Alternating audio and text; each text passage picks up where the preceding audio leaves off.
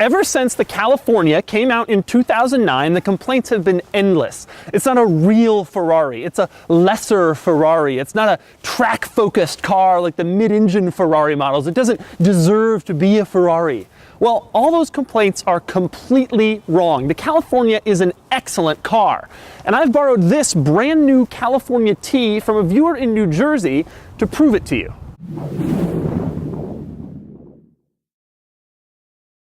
I'll start with performance. This car can hit 196 miles an hour. It has 550 horsepower, and it'll do 0 to 60 in 3.3 seconds.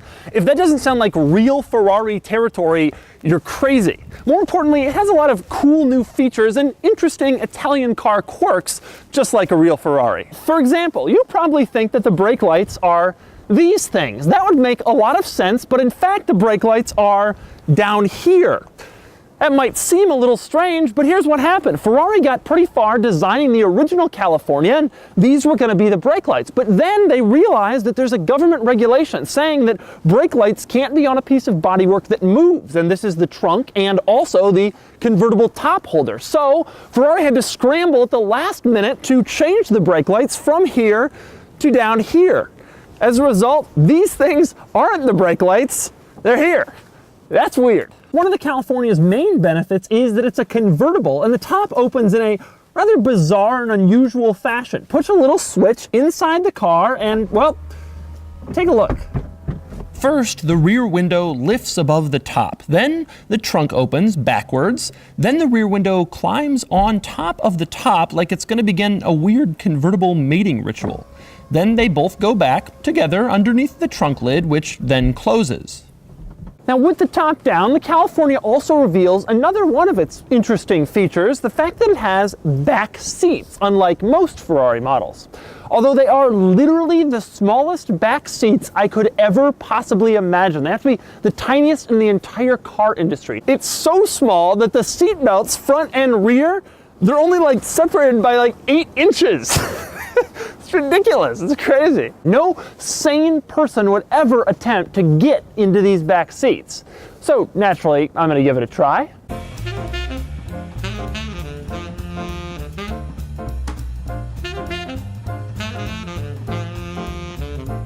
Okay, well, this looks nice. Now in back, the trunk of the California T is surprisingly large.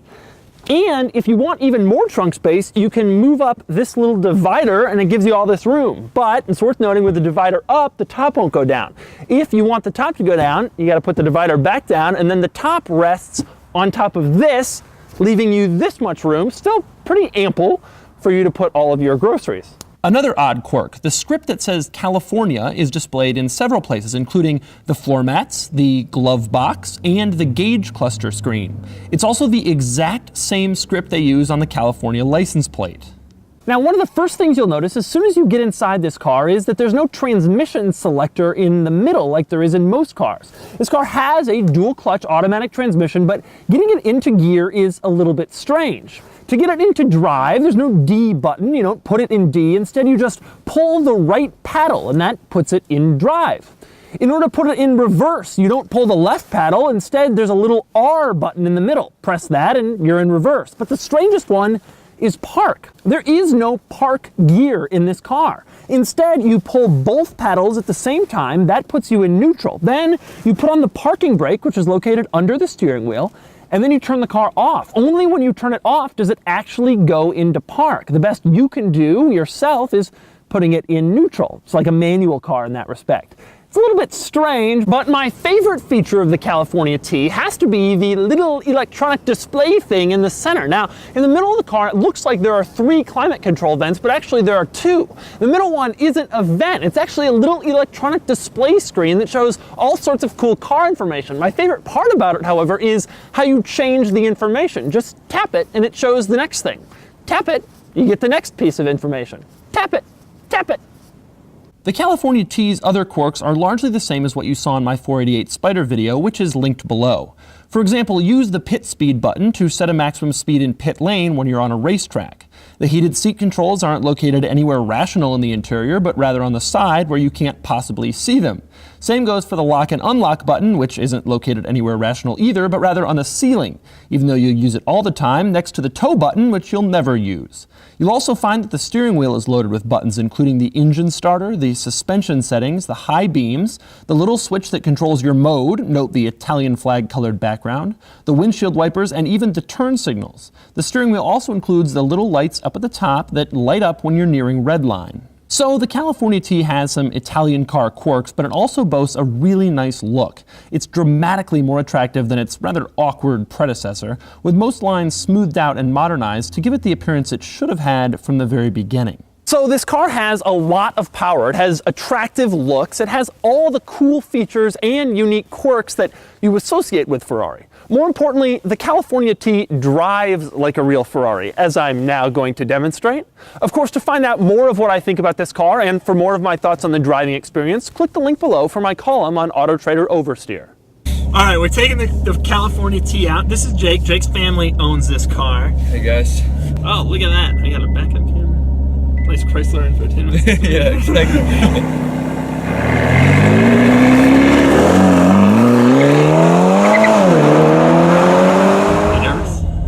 I'm good. Yeah, as long as you're a good driver. Oh yeah, you worried? You think I'm gonna do it? I don't know. First impression, it feels very smooth. Yeah, one really great thing that I especially love about this car is that, I mean, you could be a bigger guy, but right. You know, you can still fit in it and drive it every day. It's got a great blend between that race car feel and just a really daily driver. Right. Man, oh, you can just feel it just feels very fast, barely putting the throttle. Man, it feels so smooth around corners. Boy, it's really precise. The turn is incredible. It feels very, very precise. You know, when you think about the California, everybody's like, oh, it's just a, you know, it doesn't handle, it doesn't feel like a real Ferrari. BS. Like, it just turns so quick. It's so sharp. Yeah. Up here, there's a police station to the left. Okay. I mean, they're cool.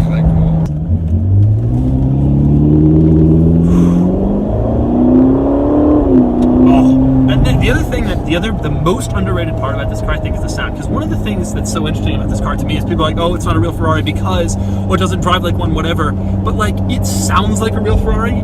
I think it drives like a real Ferrari, and now it looks so nice that the California T really changed how it looks.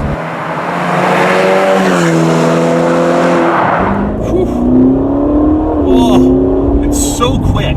The transmission is very, very smooth.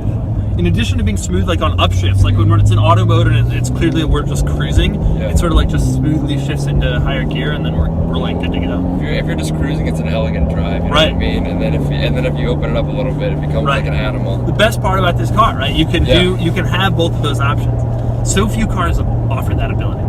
I love the cars that do.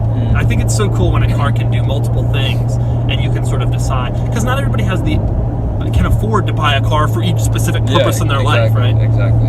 You can take this for a day by the beach with the top down in the summer, and then you can bring it to the track the next day and tear it up. And that's the thing, people I don't think really realize that, because people view this as the lesser, and in some senses it is. It doesn't drive like the 48, obviously, it's not insane, but like, it drives better than whatever. Like, I think this feels quicker in terms of handling. I think it feels quicker and more precise and sharper than a 911.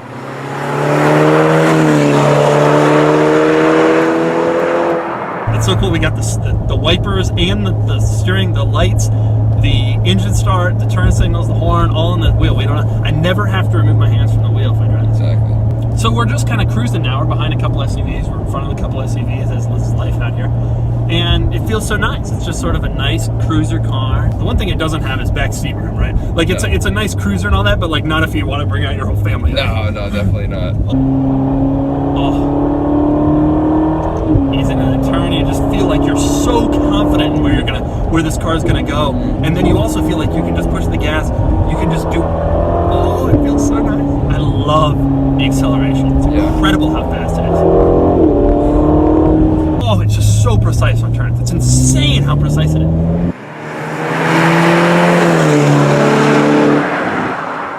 The Ferrari, there was a lot of controversy with turbocharging, right? Like, whoa, Ferrari's going to turbocharge. What are we going to do? Like, it feels great. And yeah, there is no turbo lag. You really don't feel it at all. I'm sure someone who's really in tune can sort of feel it. But like, maybe at a track. Everyday people really won't be able to tell. I love looking at it. Like Ferraris, you know, my 360, the interior was a joke. Between like the stereo and the controls, there's just a hole that was carpeted. Like everything now is so much nicer. The quality is better. The technology is so much better. Everything is really well built too. Like every button, nothing is shaking and rattling as we're driving here. Oh.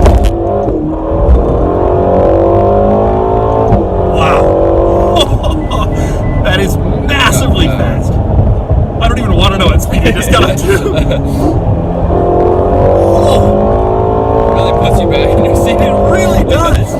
This is the thing. Anybody who knocks this car for not being a real Ferrari has never driven one, because you floor it and you feel that and you understand you are in a truly amazing car. Acceleration is unreal in this car. And I get it. Like, oh, it doesn't look as like aggressive as a 488 or whatever. So how can we'll drive it?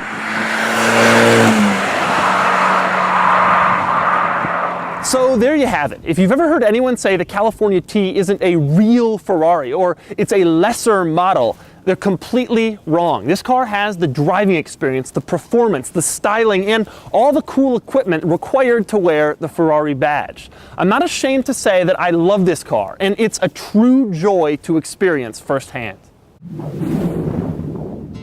Is this a Hummer? Yep. Oh, that's like what, an H1? Florida plate, of course. You can't have an H1 and not have a Florida plate on it.